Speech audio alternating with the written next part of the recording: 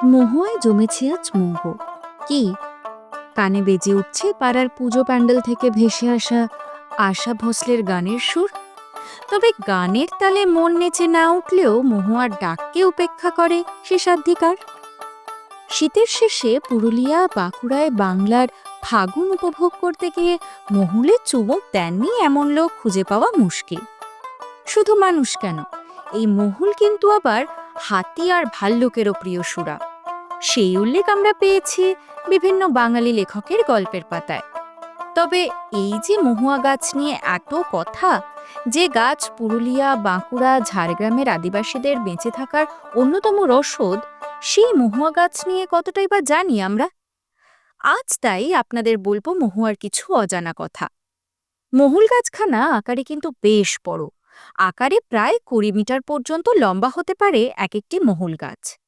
এই গাছ আজও ভারতের উপজাতি সম্প্রদায়ের জন্য একটি গুরুত্বপূর্ণ প্রাকৃতিক অবদান। এই গাছে প্রথমে ফুল হয়, যাকে আমরা চিনি মহুয়া নামে, আর তারপরে হয় টোপা টোপা ফল, যার নাম করচা। করমচা নয় কিন্তু। মহুয়ার আরও একটি আনকোরা নাম আছে, মধুকা। জঙ্গলে একখানা প্রবাদ আছে, মহুয়া ফুল নাকি খুব সুখী। বিজ্ঞানসম্মতভাবে এই গাছেরও আলাদা নাম রয়েছে, পরিবার রয়েছে, রয়েছে অনেক গুরুত্ব।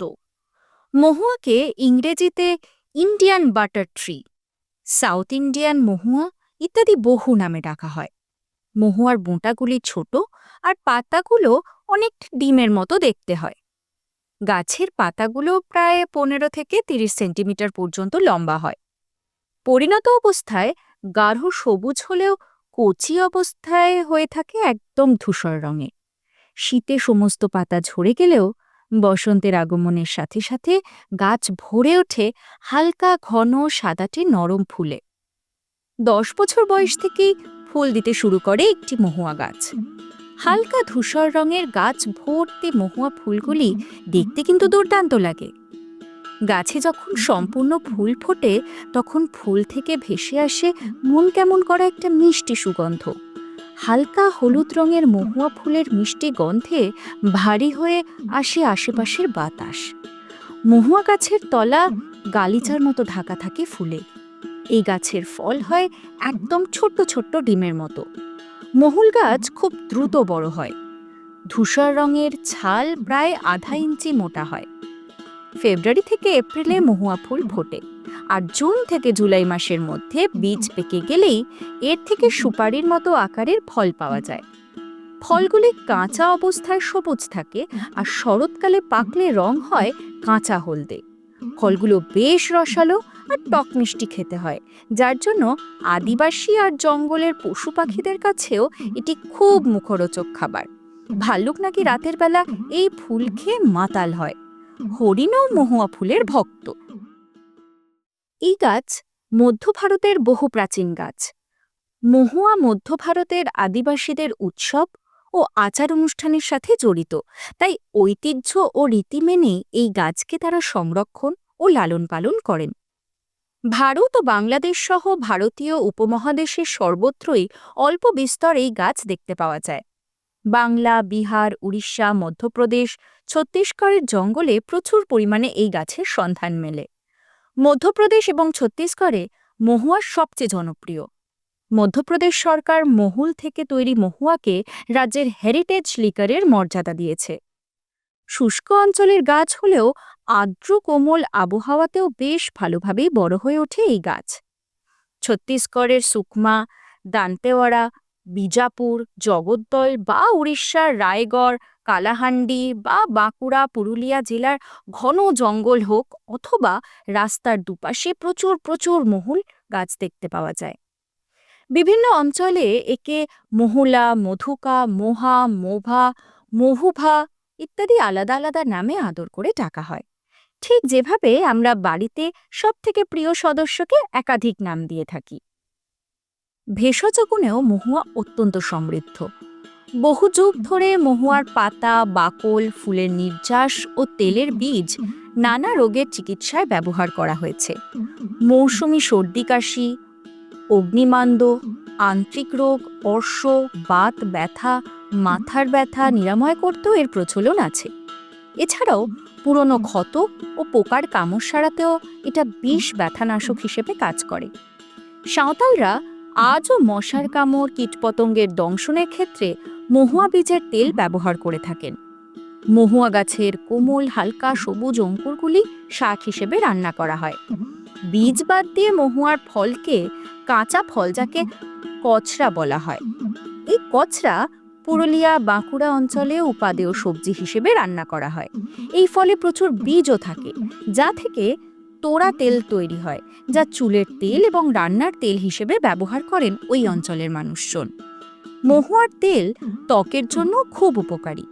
মহুয়া তেলের প্রলেপ ত্বকের রোগ নিরাময়, বাত, মাথা ব্যথা, জোলাপ ও অর্শ রোগের ওষুধ হিসেবে ব্যবহার করা হয়।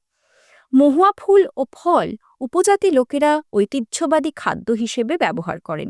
তবে গাছের সবচেয়ে লাভজনক অংশ হল ফুল। এই ফুল দিয়ে জ্যাম, জেলি তৈরি হয়, যা এসব অঞ্চলের উপজাতি মানুষদের জীবিকা নির্বাহের অন্যতম প্রধান উপাদান। এছাড়াও ফুলে প্রচুর পরিমাণে শর্করা, খনিজ দ্রব্য, ভিটামিন ও ক্যালসিয়াম রয়েছে। এই ফুল চালের সাথে রান্না করলে এর পুষ্টি বহু গুণ বেড়ে যায়। আখের পরেই কিন্তু মদ ও সিরকা তৈরির গুরুত্বপূর্ণ উৎস হয়ে উঠেছে মহুয়া ফুল। এই ফুল শুকনো করে মদ তৈরির কাজে লাগে। প্রথমে রসালো মহুয়া ফুলগুলিকে 7-8 দিন রোদে শুকোতে দেওয়া হয়। তারপর শুকিয়ে জলের পাত্রে রাখা হয়। এরপর একটি বর্ণহীন তরল বেরিয়ে আসে। তারপর সেই তরলের গুণমান পরীক্ষা করে এর থেকে স্পিরিট উৎপাদন করা হয়। মহুয়ার মিষ্টি ফুল থেকে তৈরি একমাত্র ডিসলিডেট পানীয় এটি। এতে অ্যালকোহলের পরিমাণ 17 থেকে 22% পর্যন্ত হতে পারে। মধ্য ভারতে দেশি মদের একটি অত্যন্ত জনপ্রিয় ব্র্যান্ড হিসেবে বিবেচিত হয় এই মদ। এই ফুল শুকনো করে মদ তৈরির কাজে লাগে। প্রথমে রসালো মহুয়া ফুলগুলিকে 7-8 দিন রোদে শুকোতে দেওয়া হয়।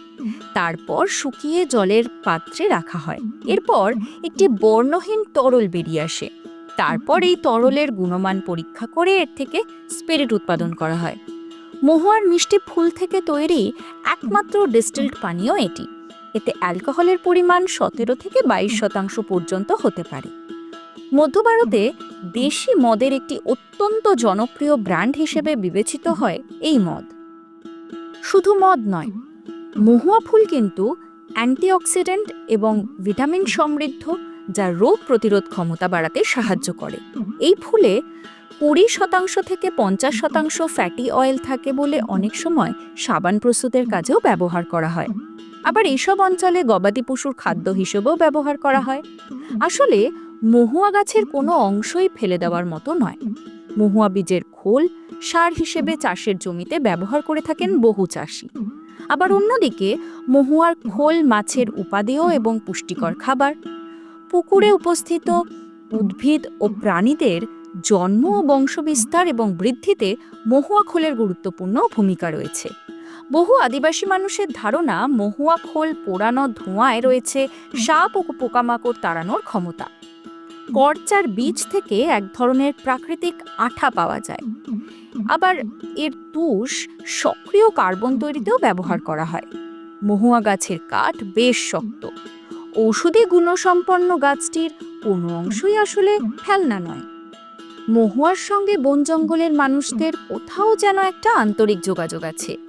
এই মহুয়া গাছ তার ফুল, ফল, ছাল আদিবাসী সংস্কৃতির মানুষদের সঙ্গে ওতপ্রোতভাবে যুক্ত। এই অঞ্চলের দরিদ্র আদিবাসীরা এই গাছের পাতার আগুনে ওম সেঁকে নেয় শীতের প্রকোপ থেকে বেঁচে থাকার তাগিদে। মহুল ফুলের গন্ধে মেতে ওঠে গোটা অঞ্চল। এই গাছ আদিবাসী সম্প্রদায়ের আদরের গাছ, প্রাণের গাছ। এর নির্যাস আদিবাসীদের কাছে, বিশেষত সাঁওতালদের, প্রিয় পানীয়।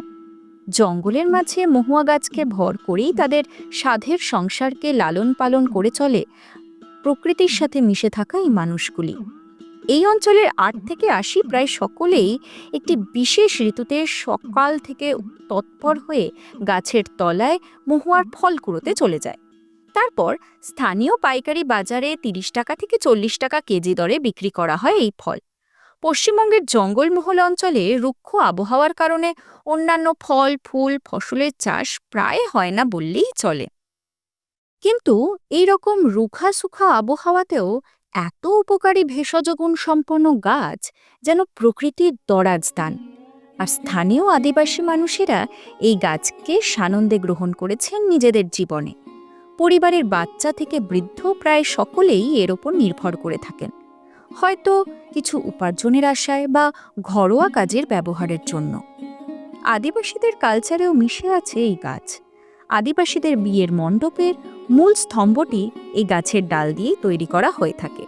থেরাপিউটিক ম্যাসাজের জন্য প্রায় প্রতিটি আদিবাসী গ্রামে মহুয়া থেকে তেল তৈরি করার জন্য একটি করে তেল কল থাকে, এবং এই তেল তাদের প্রতিদিনের জীবনযাত্রার প্রধান একটা অংশ। প্রশস্ত মহুয়ার পাতাগুলি দিয়ে সেলাই করে আদিবাসী মহিলারা বাটি তৈরি করেন। সরু কচি ডালগুলি দাঁতন বা দাঁত পরিষ্কার করার জন্য ব্যবহার করেন। এগুলি ছাড়াও যখন ধান এবং শস্যের অভাব হয়, তখন আদিবাসীরা শুকনো ফুলগুলি গুড়ের সাথে মিশিয়ে লাড্ডুর মতো তৈরি করে খান বা রান্না করেন, কারণ এটি ভিটামিন, খনিজ এবং আয়রনের একটি গুরুত্বপূর্ণ উৎস। মহুয়া ফুলের এত গুণ থাকা সত্ত্বেও কোনো দিন গাছ থেকে মহুয়ার ফুল নিজে থেকে ছেড়েন না তারা। অধীর আগ্রহে উপেক্ষা করে থাকেন গাছে পাকা ফুল নিজে থেকেই মাটিতে পড়ে যাওয়ার। তারপরই আদিবাসীরা সেই ফুল সংগ্রহ করেন। মহুয়া ফুল বা নতুন ফল তারা প্রথমে দেবদেবীর উদ্দেশ্যে উৎসর্গ করেন। সাঁওতালি সম্প্রদায় পয়লা মাঘকে নতুন শস্য বর্ষ সূচনার প্রথম দিন হিসেবে পালন করে। সেদিন থেকেই জমিতে লাঙল দিয়ে কৃষিকাজ শুরু করা হয়। পুরনো পাতা ঝরে যাওয়ার পর নতুন পাতা ও ফুল দিয়ে যখন প্রকৃতি ভরে ওঠে, তখনই সাঁওতাল গ্রামে গ্রামে বাহা উৎসবের সাজ সাড়ম্বর তৈরি হয়। মহুল ফুলের কুঁড়ি উদ্গমের সাথে সাথেই সাঁওতালদের মধ্যে এই উৎসব পালনের প্রস্তুতি শুরু করে। এত আন্তরিকতা মানুষের সাথে আর কোনো গাছের আছে কিনা খুঁজে মেলা ভার। আপনারা কি বলেন? ভালো লাগলে লাইক ও বন্ধুদের সঙ্গে শেয়ার করতে ভুলবেন না। আরও নতুন নতুন গল্প শুনতে সাবস্ক্রাইব করে রাখুন আমাদের পডকাস্ট। এখন ইউটিউব ছাড়াও আমাদের পেয়ে যাবেন বিভিন্ন পডকাস্ট চ্যানেল, যেমন গুগল পডকাস্ট, স্পটিফাই ইত্যাদিতেও। শুনতে থাকুন, শোনাতে থাকুন, শোনো না।